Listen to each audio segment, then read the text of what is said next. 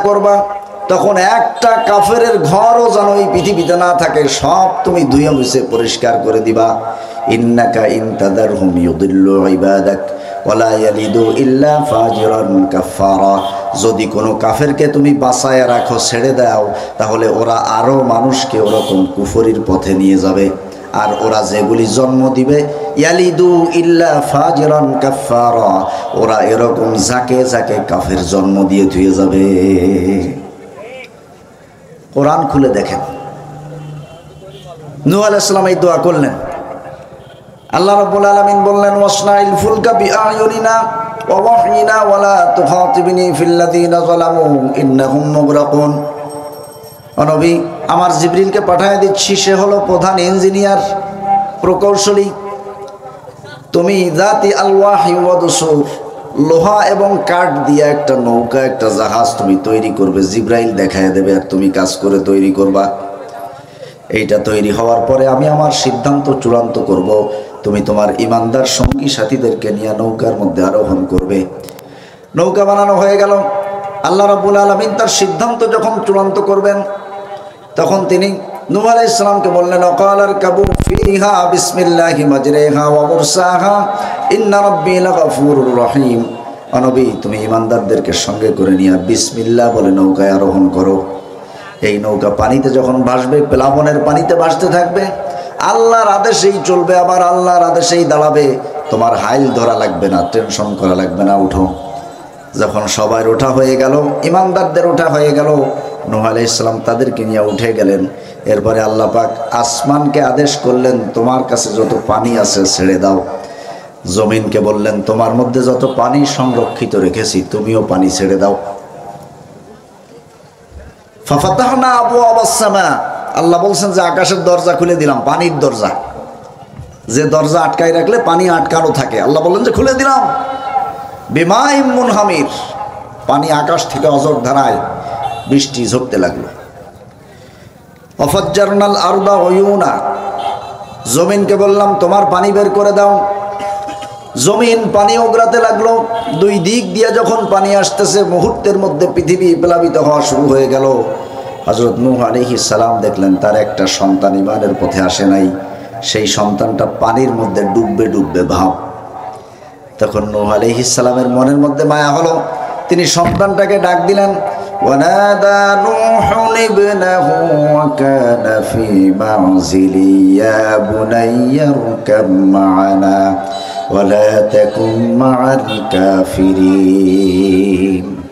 ওয়ানাদা নূহুন ইবনাহু, নূহ তার সন্তানকে ডাকলো, আব্বু আসো, লা তাকুম মা'আল কাফিরিন, আর কাফেরদের দলে থাইকো না, এখন আসো, একটু হুঁশ ফিরাও, আর কিছু সময় পরে ডুবে যাবা। উনি সন্তানের মায়া দেখাচ্ছে, আর সন্তান শয়তানি ভাব দেখাচ্ছে।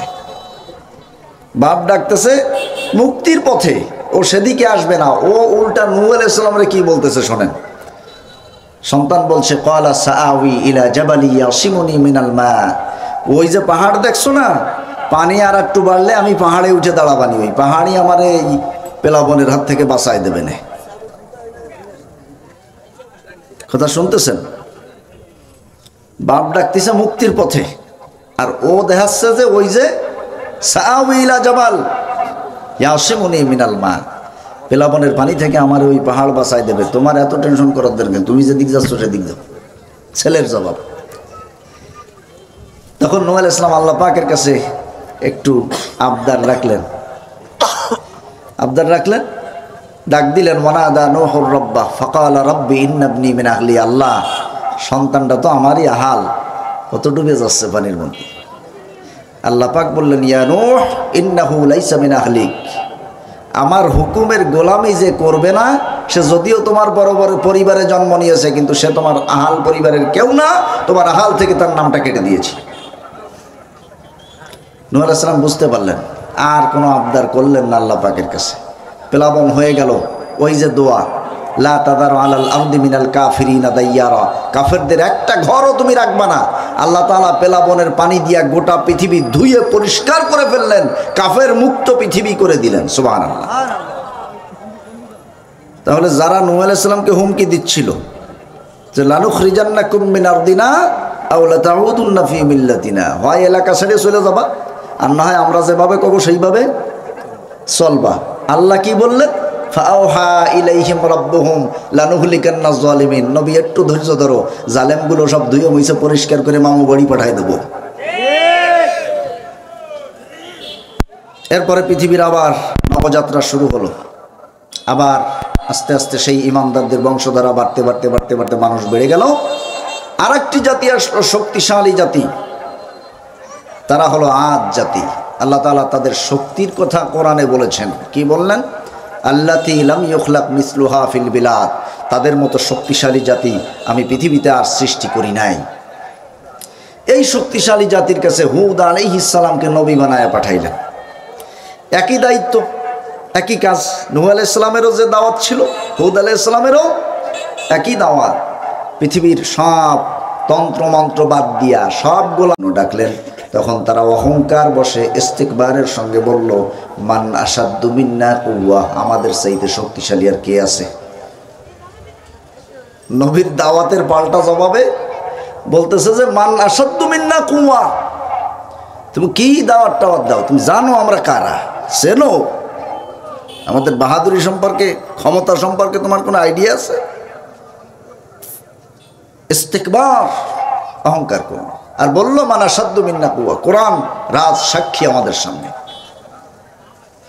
আল্লাহ তাআলার কাছে এটা মোটেও পছন্দ হলো না যে একটা পুঁটি মাছের মতো মানুষ 5 বার টয়লেটে গেলে 6 বারের বারার খবর থাকে না, 3 জনে হাত ধরে নেওয়া লাগে। সে যদি কয় মান আসাদ্দু মিন্না কুওয়া, আমার চাইতে শক্তিশালী কে আছে, তা একটু দেখাই দেওয়া লাগে না? আল্লাহ তাআলা দেখাই দিলেন। 3 বছর শুধু বৃষ্টিটা বন্ধ করে রাখলেন, আর কিছু করেন নাই। বৃষ্টির পানি আল্লাহ তাআলার একটি রিজার্ভ সম্পদ, রিজার্ভ। এই যে বৃষ্টি বর্ষণ হয়, আপনারা শুধু এই পর্যন্তই দেখেন, কিন্তু আল্লাহ পাক বলছেন ওয়ানজালনা মিনাস সামাই মাআন বিকদার ফাআসকান্নাহু ফিল আরদ, পানি পরিমাণ মতো বর্ষণ করি, পরিমাণ মতো। বেশি দিলে প্লাবন হবে, কম দিলে মানুষ পানির কষ্টে ভুগবে। এই জন্য মাআন বিকদার, পরিমাণ মতো দেই, দেওয়ার পরে ফাআসকান্নাহু ফিল আরদ, কিছু পানি এই জমিনের মধ্যে ঢুকাইয়া সংরক্ষণ করে রাখি। যখন বৃষ্টির সিজন থাকবে না, তখন মানুষ যেন টিউবওয়েলের মাধ্যমে সেই পানিটা উঠাইয়া ব্যবহার করতে পারে। সুবহানাল্লাহ। তাহলে বৃষ্টির পানি এটা আল্লাহর একটা রিজার্ভ সম্পদ, রিজার্ভ। তো আল্লাহ তাআলা সেই রিজার্ভ ধরে টান দিলেন। আর রিজার্ভ ধরে টান দিলে কি হয় তা আপনারা ইতিপূর্বে দেখছেন। শ্রীলঙ্কায় যখন রিজার্ভ সংকট হইল, তখন যেসব চোর বাটপাটদের ডাকাতদের কারণে রিজার্ভ সংকট হইল, তাদেরকে জনগণ ধরে ল্যাংটা করে ছেড়ে দিল। আমাদের দেশেও রিজার্ভের উপর দিয়ে একটা বড় চাপ গেছে, কিন্তু আমাদের দেশের মানুষের দয়া বেশি, তাই ল্যাংটা করে ছাড়ে নাই। কথা কি বুঝতে পারছেন? আল্লাহ তাআলা যখন তার রিজার্ভ ধরে টান দিলেন, শরীরে জুত ফুরাই গেল। এখন আর কয় না মান আসাদ্দু মিন্না কুওয়া, আমাদের চাইতে শক্তিশালী আর কি আছে, আর কয় না। জুত ফুরাই গেছে, ফসল হচ্ছে না, পানির অভাব।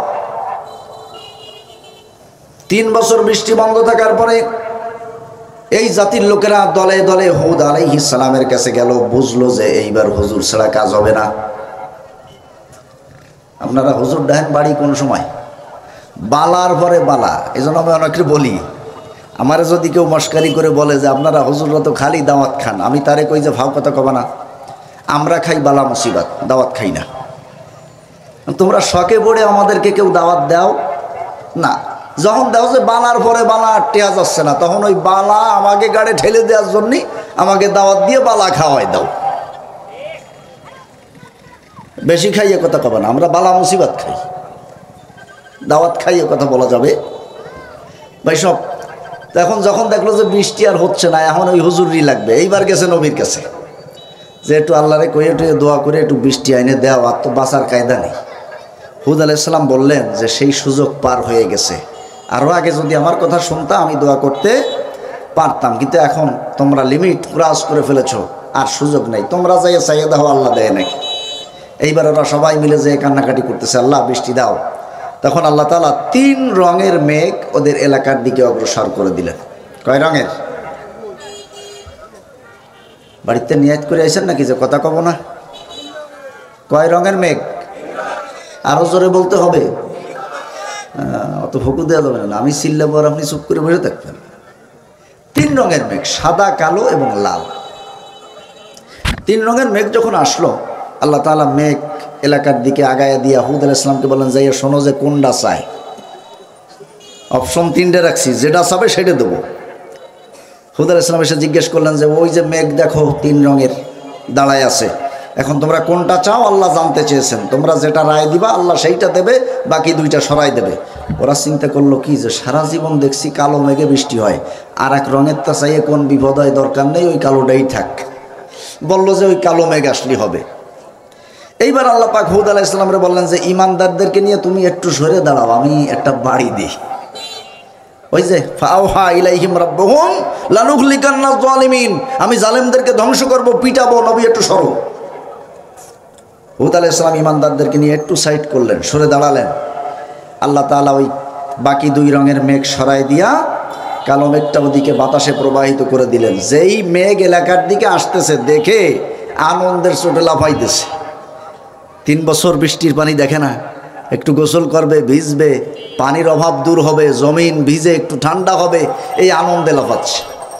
আল্লাহ রাব্বুল আলামিন তাদের সেই আনন্দের কথাও কোরআনে বলেছেন, ফালাম্মা রাআউহু আরিদান মুস্তাকবিলা আওদিয়াতিহিম ক্বালু হাযা আরিদুম মুমতিরুনা। যখন তারা দেখলো মেঘ আসতেছে তখন বলল যে হাযা আরিদ, এই তো মেঘ এসে গেছে, মুমতিরুনা, এখনই আমাদের উপরে বৃষ্টি হবে। আহারে কি মজা বৃষ্টি হবে। আল্লাহ পাক বলছেন একটু অপেক্ষা করো, এমন মজার বৃষ্টি দেবো আর জীবনে বৃষ্টি যাওয়ার হুঁশ থাকবে না। ফারসালনা আলাইহিম রিহান সারসারান ফি আইয়ামিন নাহিসাত। আল্লাহ পাক বলছেন কয়েকটা দুর্ভোগের দিন ওদের উপরে চাপাইয়ে দিলাম, কয়েকদিন। এই দিনের সংখ্যা কত ছিল? 29 পারা সূরা হাক্কা এসেছে দিনের সংখ্যা। আল্লাহ রাব্বুল আলামিন বলছেন সাখরাহা আলাইহিম সাবআ লায়ালিন ওয়া সামানিয়াতা আইয়ামিন হুসুমা, একটানা 7 রাত আর 8 দিন একটানা ঝড় হাওয়া চলতে লাগলো। ঝড়ের গতি বাড়তে বাড়তে এত বেশি গতি বেড়ে গিয়েছিল, মাত্র কয়েক বছর আগে 4টা দেশের বিজ্ঞানীরা ওই এলাকায় গিয়েছিল পরীক্ষা করার জন্য যে ইতিহাসের এই বিখ্যাত ঝড় এর গতি কীরকম ছিল। তারা মাটি পরীক্ষা করলো, সয়েল টেস্ট করার পরে তাদের মেশিনে যেটা ধরা পড়লো সেইটা হলো ওই যে ঝড় দিয়ে আল্লাহ তাআলা ওই শক্তির বড়াই দেখানো জাতিকে ধ্বংস করেছিলেন, সেই ঝড়ের গতি ছিল 1 ঘন্টায় 6000 কিলোমিটার। এটা 4টা দেশের বিজ্ঞানীদের সয়েল টেস্টে ধরা পড়ছে যে সেই ঝড়ের গতি ছিল ঘন্টায়, কথা কন সবাই কন, আর একটু জোরে কন, অন্তত শোনেন, খালি আমার বেলায় না, প্রত্যেক বক্তা 3 বার অনুরোধ না করলে কবেন না, ফাঁকা নিয়াত করে বসবেন। অন্তত 3 বার না কখন তো কোয়াতেই পারবে না, যতই চেষ্টা করুক। কি এরকম একটা ফাঁকা নিয়াত করতে পারবেন না?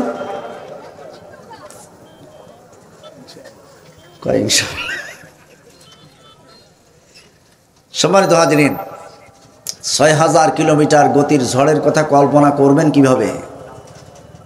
এই যে একটু ঝড় টড় আসতো আগে, যা নার্গিস বিলকিস ইবলিস, না ইবলিস কোনো ঝড় আসে নাই, ওই নার্গিস বিলকিস টিলকিস আইসে এইসব। সেই ঝড়ের গতি 200 কিলোমিটার 250 কিলোমিটার ঘন্টায়। তাই মানুষ ঘর বাড়ি ছেড়ে খেতা বালিশ গরু বসুরে সব ফেলাই তুই দৌড়িয়া সাইক্লোন শেল্টারে যেয়ে ওঠে বাঁচার জন্য। 250 কিলোমিটার ঝড়ের গতির ভয়ে যদি সাইক্লোন শেল্টারে যায় ঘর বাড়ি ফেলাই তুইয়া, তা 6000 কিলোমিটার গতির ঝড় আসলে হুশ থাকার কথা না। যেহেতু ওরা বলছে যে আমাদের সে শক্তিশালী কে আছে, তো আল্লাহ বললেন যে হালকা একটু বাতাস দি, দেখি দাঁড়ায় দেখবি বাতাসের সামনে। এমন বাতাস হয়েছিল যে বিশাল বিশাল পাথরের খণ্ড বাতাসে উড়ে গিয়া ওদেরকে আঘাত করেছে। নবীরে দাবড়াও, গায়ে মেলা বল, তা দাঁড়া, বেশি কিছু দেবো না, বাতাস দিয়ে সাইজ করবো। আগের ডারে সাইজ করছে বানিয়ে দিয়ে, পেলাবন দিয়ে, মনে আছে না, একটু আগে শুনলাম। আর এটার দেশে বাতাস, আর সবাইরই যদি একইটা দেয় তাহলে আবার দেখা গেল নতুন নতুন কাফের যারা আসবে এরা মন্তব্য করবে যে ও আল্লাহ রাতে মারবেস কটুক আছে আমরা জানি, ওই একটু ফানি ছাড়া আর কিছু নেই। এই জন্য এক একটারে এক একটা দিছে।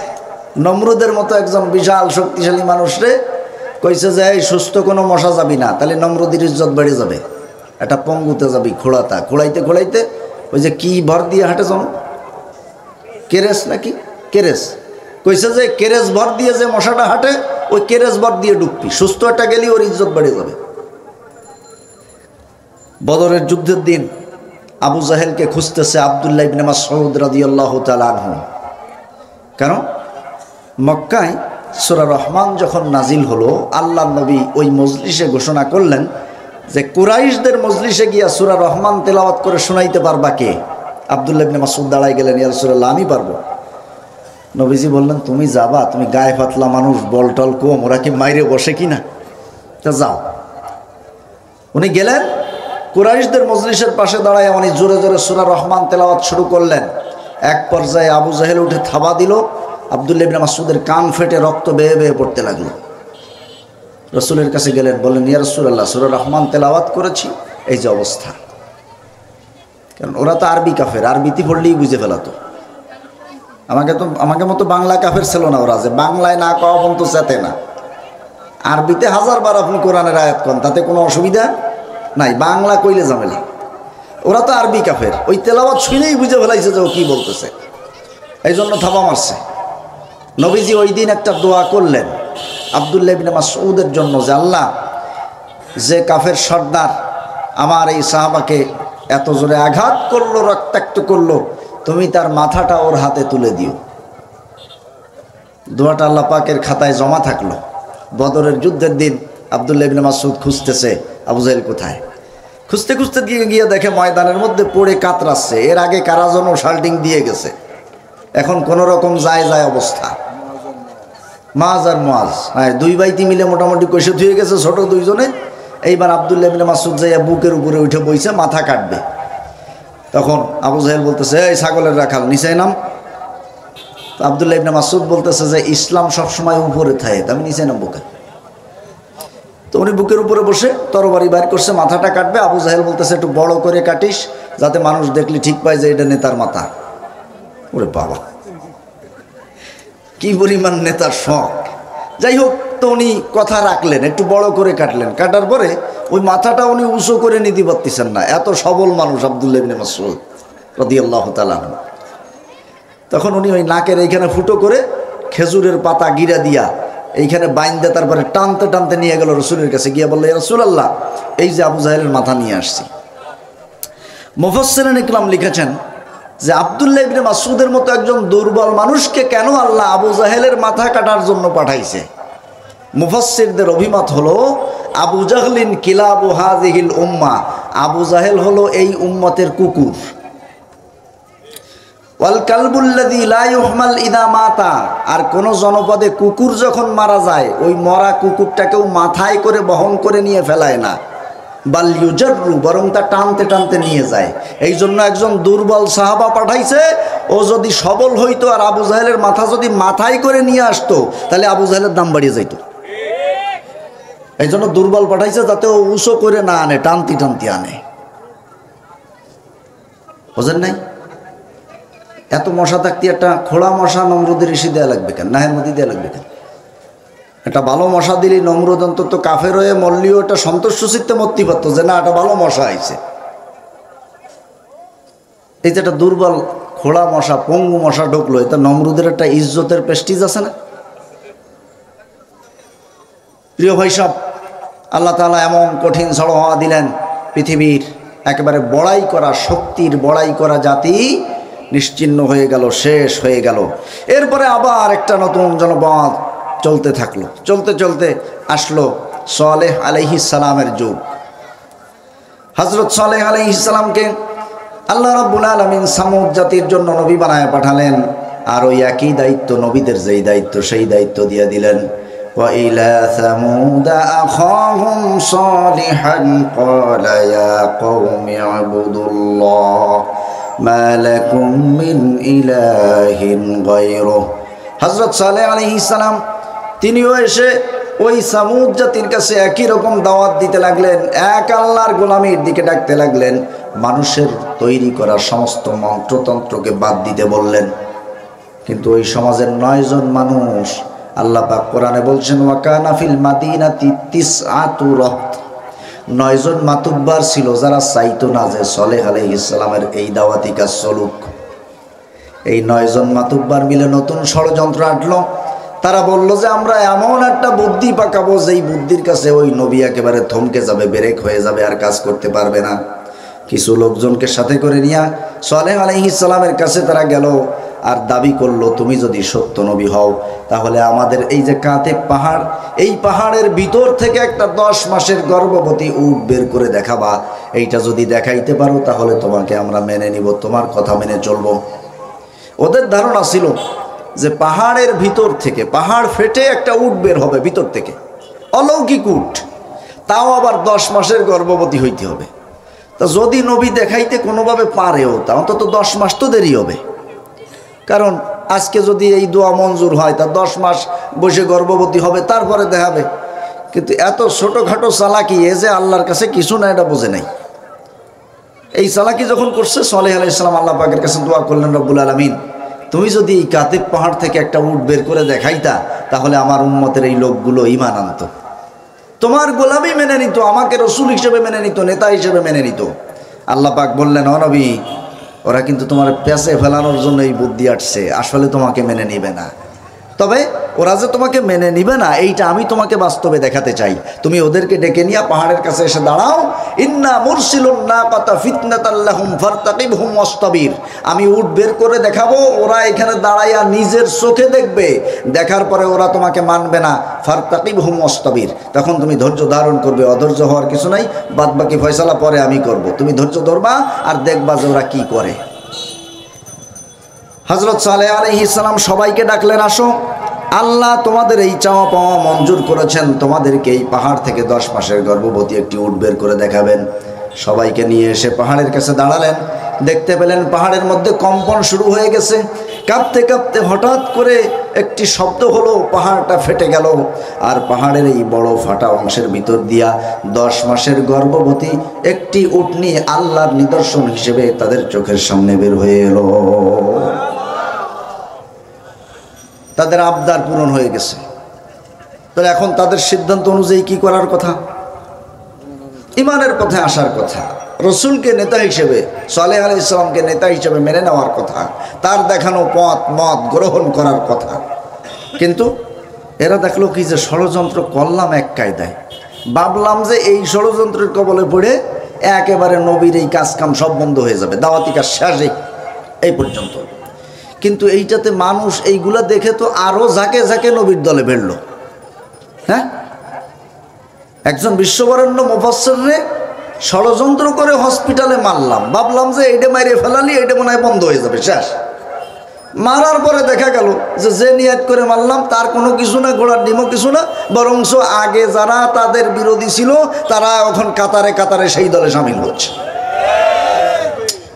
ঘটনাটা কি? ষড়যন্ত্র করলাম এক কায়দায়, নবীর পক্ষে চলে গেল। এই যে একটা উট, একটা অলৌকিক নিদর্শন আসছে, এই দেহে মানুষ দিয়ে আরও বেড়তিছে রসুলের কাছে, ঝামেলা। তাহলে কি করা যায়? এইবার ওই এলাকায় একটা পানি খাওয়ার কূপ ছিল, পানি পান করার একটা মাত্র কূপ। কূপ থেকে পানি উঠাইতো আগেরকার মানুষ, তখন তো ওই টিউবওয়েল টয়লেটে আধুনিকায়ন হয় নাই পৃথিবী। তো যাই হোক, ওই কূপ থেকে আল্লাহর নিদর্শনের উঠ তো, এ তো আর সাধারণ উঠ না। এ যখন ওই কূপে মুখ দিয়ে পানি টান দিত তখন পানি শেষ হয়ে যেত। ওরা দেখলো যে এইটা নিয়ে একটা ঝামেলা বাঁধানো যায়।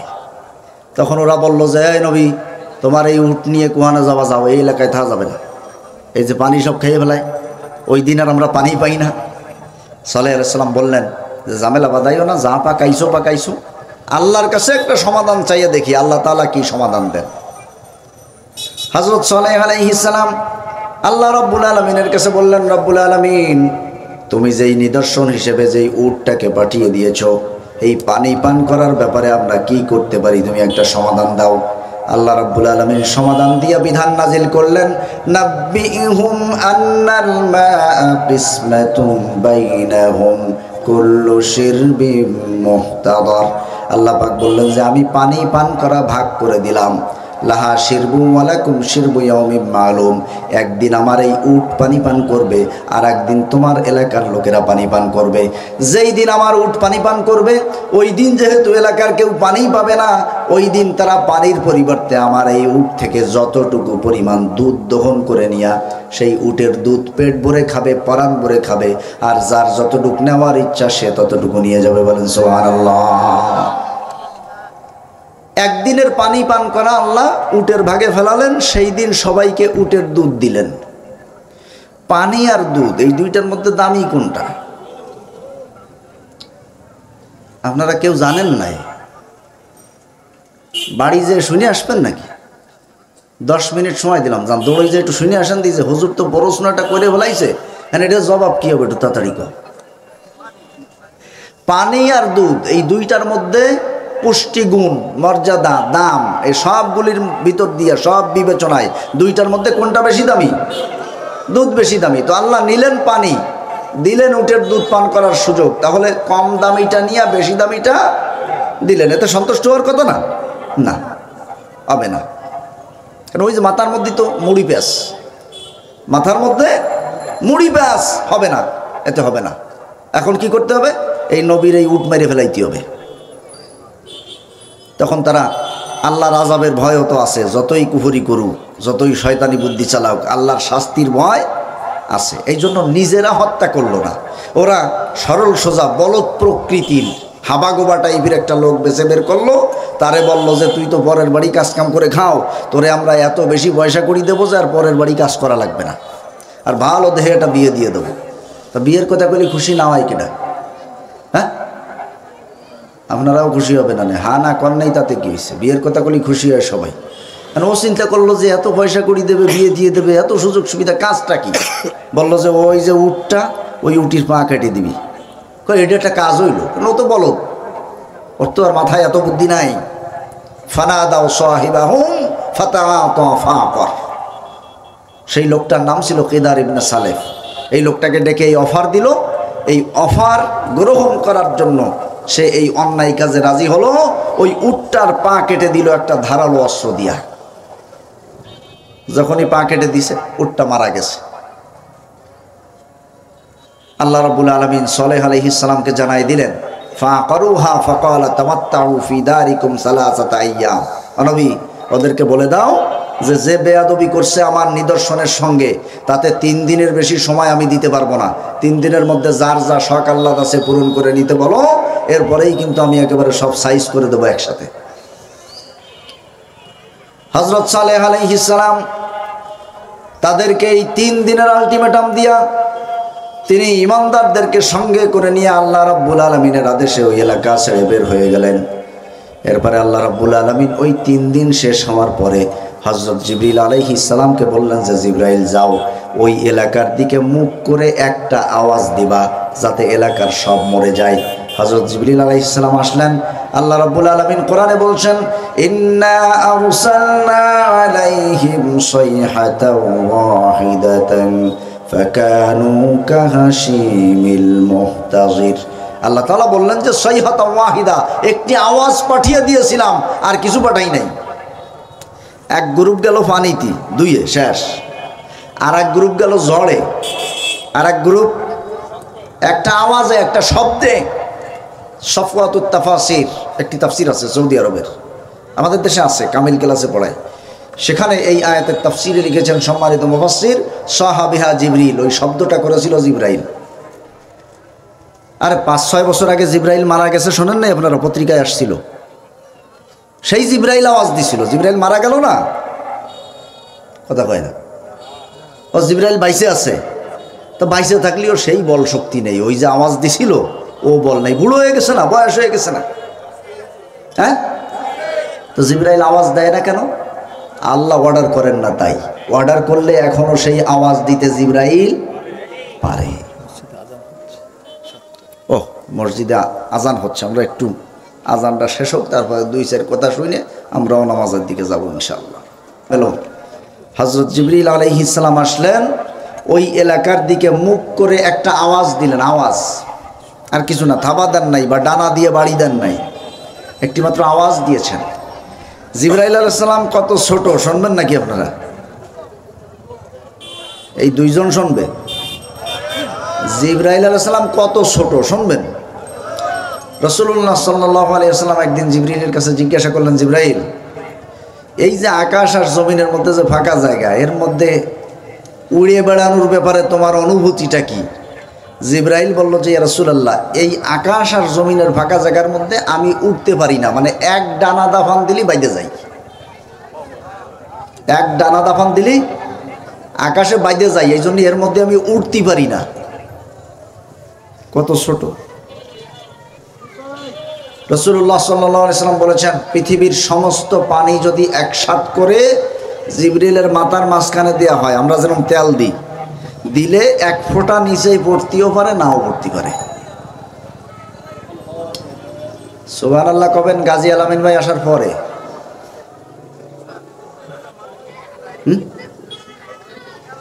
না না, আলামিন ভাই আসার পরে সুবহানাল্লাহ কবেন, এখন কোনো দরকার নেই।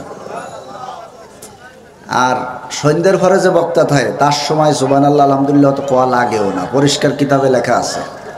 সুবহানাল্লাহ হলো বড় বড় বক্তারা যখন আসবে ওই সময়, আপনি এখন খালি ভাও এটা তার দরকার নেই। তো যাই হোক, সর্বসাকুল্যের সর্বশেষ আমি যে মূল কথাটি, আমি মৌলিক কথাটি বলতে চাই। আলোচনা তো পুরোপুরি শেষ করা গেল না। তো প্রত্যেক যুগে নবী রাসূলদেরকে কাফেরেরা হুমকি দিয়েছে, লানুখরিজান্নাকুম মিন আরদিনা আও লাতাউদুন্না ফি মিল্লাতিনা, হয় আমাদের মিল্লাত অনুযায়ী চলবা অথবা এই এলাকার থেকে বের হয়ে যাবা, বের করে দেব। লানুখরিজান্না, আমরা বের করে দেব, এটা হলো হুমকি। এদের হুমকির বিপরীতে আল্লাহ পাকের ওহী, ফাআওহা ইলাইহিম রাব্বুহুম লানুহলিকান্নাজ জালিমিন, আল্লাহ তাআলা নবী রাসূলদেরকে ওহী করে বলেছেন, ধৈর্য ধরো, হুমকিতে ভয় পাইও না, আমি এই জালেমদেরকে ধ্বংস করে ওয়ালানুসকিনান্নাকুমুল আরদা মিন বাদিহিম, এদের পরে তোমাদের হাতেই এই জমিনের কর্তৃত্ব দেব, নেতৃত্ব দিব। এখন নবী রাসূলের ধারা শেষ হয়ে গেছে, আমাদের কাছে নতুন করে আর আয়াত আসার কোনো সুযোগ নাই। কিন্তু কোরআনের এই আয়াত কিয়ামত পর্যন্ত গোটা বিশ্বের মুসলিম উম্মাহকে জানান দিচ্ছে, কোনো হুমকি দামকিতে ভয় পাইয়া লাভ নাই। ওটা সীমিত সময়ের জন্য, ওই হুমকি দামকি দেবে, জুলুম করবে, এইটা করতে করতে যখন সীমা পার হয়ে যাবে, আল্লাহ পাক একটা ধাক্কা দিবেন, টুপ করে মামু বাড়ি যেয়ে বসে থাকবে। এরপরে আর একটা অংশ বাকি আছে, সেটা হলো ওয়ালানুসকিনান্নাকুমুল আরদ, তোমাদেরকে আল্লাহ এই জমিনের কর্তৃত্ব দিবেন। বলেন ইনশাআল্লাহ।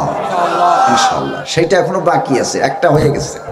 আজকের আলোচনার যে দুটি আয়াত, সেখানে বিষয় ছিল দুইটা, একটা হলো এদেরকে ধ্বংস করে দেব, আর একটা হলো তোমাদেরকে দায়িত্ব দিব। তার একটা হয়ে গেছে, একটা হয়ে গেছে, আর একটা বাকি আছে। তবে এখানে একটা কথা আছে, সেটা আমি বলতে আসবো, তার আগেই স্যার বলে ফেলাইছেন। সেটা হলো, এইটা নেওয়ার মতো যোগ্য ব্যক্তি হওয়া লাগবে। এটা আছে সূরা নূর, খুব সম্ভব 55 নম্বর আয়াত। ওয়াদাল্লাহুল্লাযীনা আমানু ওয়া আমিলুস সালিহাত লা ইস্তাখলিফান্নাহুম ফিল আরদ, আল্লাহ বলছেন ঈমান আনবা, ঈমানের দাবি অনুযায়ী জীবন চালাবা, অবশ্যই অবশ্যই এই জমিনের নেতৃত্ব কর্তৃত্ব তোমাদের হাতে তুলে দিব। সুবহানাল্লাহ। তাহলে আমাদেরকে ঈমান এবং ঈমানের দাবি অনুযায়ী কাজের যোগ্যতা অর্জন করতে হবে। করলে একটা হয়ে গেছে এক আয়াতের কাম, পরের আয়াতের যে কামডুক বাকি আছে, আমরা যদি যোগ্য হই, আল্লাহ তাআলা পরের আয়াতের বাস্তবতাও আমাদেরকে দেখাবেন। বলেন ইনশাআল্লাহ। আল্লাহ তাআলা আমাকে, আপনাদেরকে, আমাদের সকলকে সেরকম যোগ্য মানুষ হওয়ার তৌফিক দান করুন। বলুন আমিন।